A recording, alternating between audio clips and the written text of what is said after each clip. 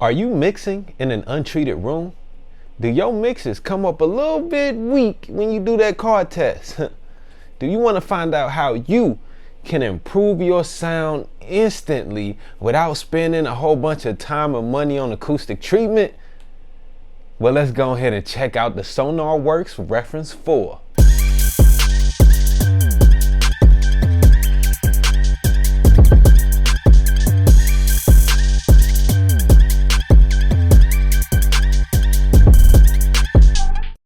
What up, YouTube? If you follow me on Instagram at Wayne.wav, then you already know that I've been rocking with that Sonarworks Reference 4 for about a month now.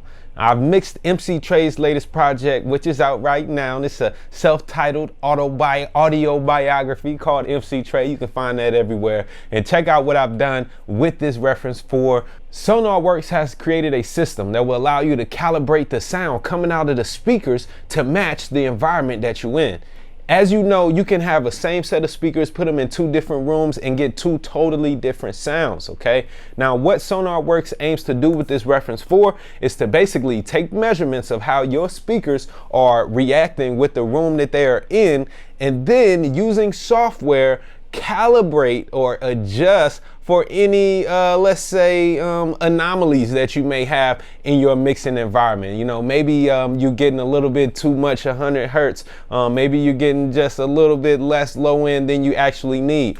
And once you see what the actual frequency response is, then you can enable the Sonarworks correction, and it'll basically try to flatten out the response in your room, okay? Now that is super crucial for achieving mixes that translate everywhere. That's one of the biggest problems with mixing in general, if you can't trust the room that you're in. Now this is gonna be good for beginners, even experienced people. I have a studio where I have acoustic treatment, and I found that there were some problems in my room. I found out exactly what my room was doing in relation to my speakers by using this Sonarworks reference software. I've never used acoustic software before. I kind of just use my ears to know, okay, boom, it sounds a little hyped over here, sounds a little that over there. Let me put a little more acoustic treatment, a little more diffusion over here. But this is going to get you a scientific, accurate measurement of exactly what's coming out your speakers and correct it for you. So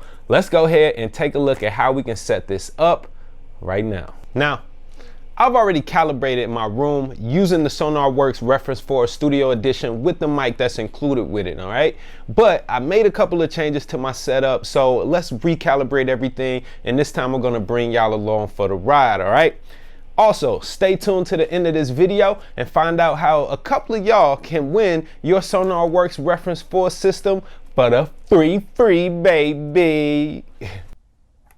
Okay, we're gonna go up and we're gonna start a new calibration, measure speakers. Okay, measure speakers. Here's my checklist. I got phantom power turned on. My microphone is not connected to the speakers. A single audio interface is being used. Audio interface is set to 44.1. Check and done. This is just to make sure that we're using the right microphone.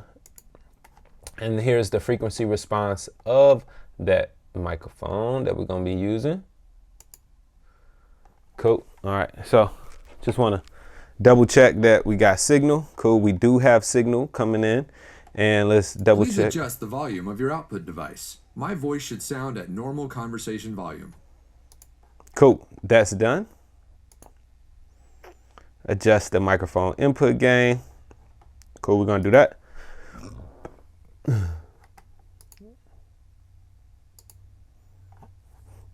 Let me just make sure that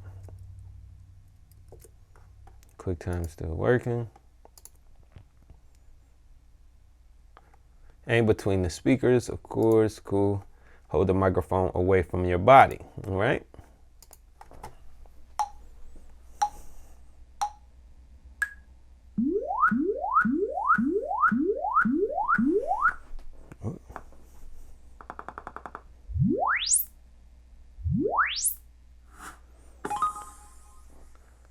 All right, cool. So now we're going to determine the distance between the speakers.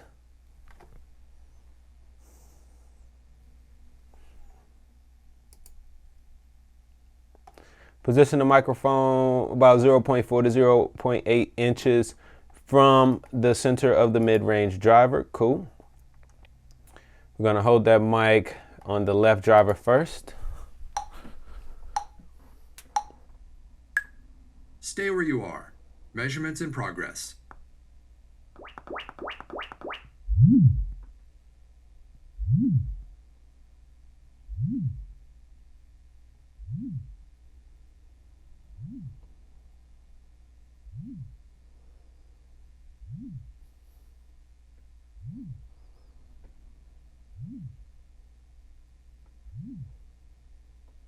Left speaker done.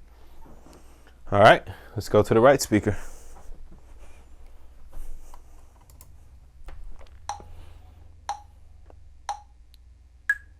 Stay where you are. Measurements in progress.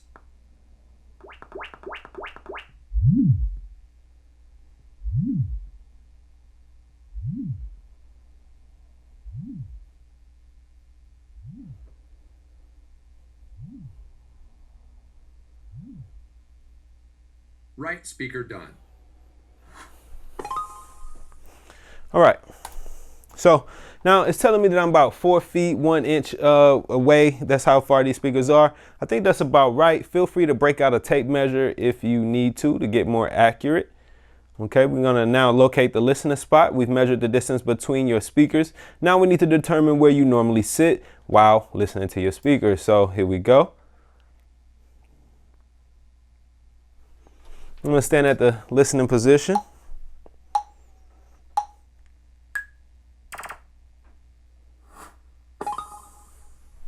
Dang, that was quick. All right, so here's my dimensions, 211, 211, looks good. Cool. Listening area measurements. During this step, we'll measure your listening area. This is based on the measurements you carried out earlier. So there are gonna be about 30 something or 30 or 40 different points that I'm gonna have to measure. So we're gonna walk through that whole thing. All right, I remember all of these steps. It's gonna tell you which position to move in and when to stop and stay in that position using these indicators. So should be pretty easy. Let's just pay attention. All right, so here we go. I need to hit start.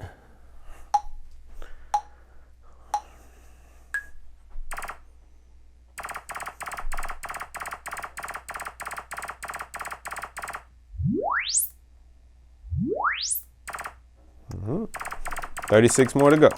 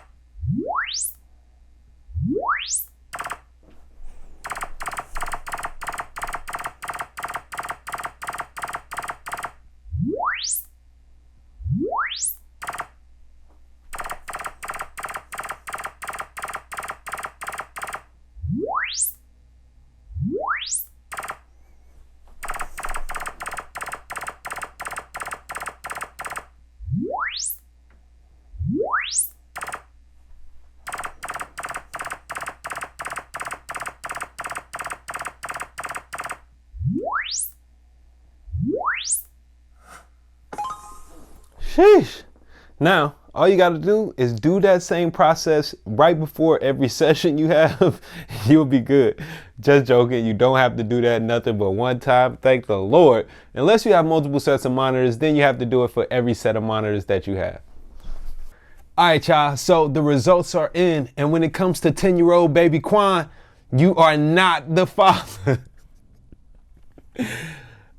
I'm just playing, y'all. Let's check out these results of my room analysis. So I'm gonna hit show results, and here we are. So you know, I'm not the flattest room, but this is good information to know where I stand. So right here, some of my biggest problems are in the low end, and I wouldn't necessarily say it's a problem, just things to know about, because there is no such thing as a flat room. There's no such thing as a flat speaker. And you know, yeah, this is what we have to deal with. So right about 135 hertz, 130 hertz, that's where I have the biggest boost at. So I have to keep that in mind whenever I'm listening, to make sure that I'm not leaving that area a little dead there. Yeah, it could be a little lacking in my low mid range if I didn't know that there. There's also a little dip here in this little mid range section. All right. And we're a little hyped on the high end, which is not too bad, but all in all, we're not doing too bad. This is actually a pretty good reading in my eyes. Lets me know where I stand. I can see the difference between the left and the right here. The left is the light blue and the right side is the dark blue. So they are pretty close, you know, and there's slight differences based on what I have on each side of the room as well. So not bad at all. Let's just name this Adams 3. This is my third time calibrating these Adams, and every time I've gotten similar results. So yeah, cool. Your speaker has been saved. Your speaker profile has been saved. Let's launch the reference system wide. So when you launch the reference for system wide and have it enabled, everything that comes out of your monitors now will have this new corrected response curve. So now we can see, looking at this graph, this was my original frequency response curve in my room, and the purple line here represents the new corrected graph, right? So this is the after. So we got before, which is the blue line, and after, when I'm using it, is the after line. So we can see the differences there, that now my monitoring system is extremely flat throughout the frequency spectrum, where there were a few little differences without this software. Being able to trust the sound that's coming out of your studio monitors is going to be crucial to you getting great mixes, all right? Now, like I said earlier, in conjunction with Sonarworks, we're going to be giving away a couple of sets of the Reference 4 software. The link is in the description below on how you can actually join the contest and win your own Sonar Reference Works system.